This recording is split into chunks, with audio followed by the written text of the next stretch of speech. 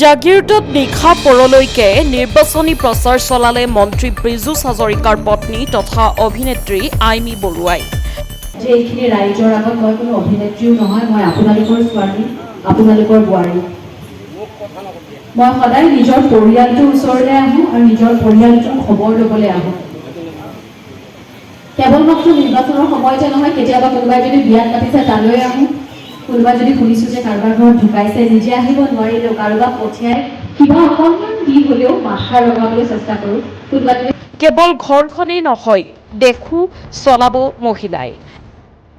সমগ্ৰ দেশ তথা ৰাজ্যত এতিয়া কেৱল বিজেপিৰ ধুম। জাগিৰোডত নিশা পৰলৈকে নিৰ্বাচনী প্ৰচাৰ চলাই এই মন্তব্য কৰিছে জনপ্ৰিয় অভিনেত্ৰী আইমি বৰুৱাই। নগাঁও লোকসভা সমষ্টিৰ বিজেপি দলৰ প্ৰাৰ্থী সুৰেশ বৰাৰ হৈ জাগিৰোডৰ বিভিন্ন প্ৰান্তত নিৰ্বাচনী প্ৰচাৰ চলাই নখোলা বৰনামঘৰৰ বাকৰিত নিশা উপস্থিত হয় জনপ্ৰিয় অভিনেত্ৰী তথা মন্ত্ৰী ব্ৰিজুছ হাজৰিকাৰ সহধৰ্মিনী আইমি বৰুৱা। আনহাতে নিৰ্বাচনী সভাসমূহত মহিলাৰ উপস্থিতিয়ে আগন্তুক লোকসভা নিৰ্বাচনত বিজেপিৰ জয় নিশ্চিত বুলি মন্তব্য কৰিছে অভিনেত্ৰীগৰাকীয়ে।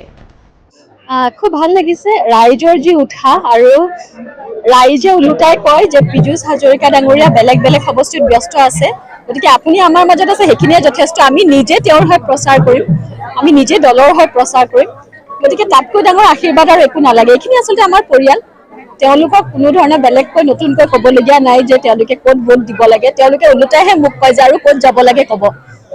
সকলো সময়তে তেওঁলোকক মাত লগাবলৈ আহোঁ, বিহুৰো বতৰ, গতিকে সকলোকে মাত লগাইছোঁ, সেইখিনি আৰু। মহিলাৰ সদায় অংশগ্ৰহণ ভাল, আৰু মহিলাই আচলতে অকল ঘৰখন চলোৱাই নহয়, দেশো চলাব, চলাইতো আছে আমাৰ সন্মানীয় দ্ৰৌপদী মুৰ্মুৰ ডাঙৰীয়াই।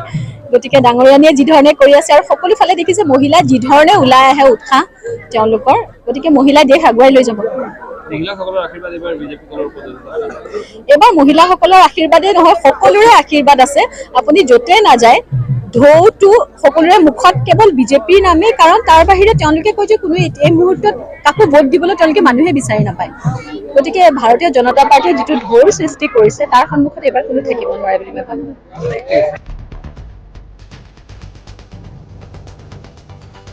জাগিৰোডৰ পৰা দীপক কলিতাৰ প্ৰতিবেদন, সংবাদ লহৰ।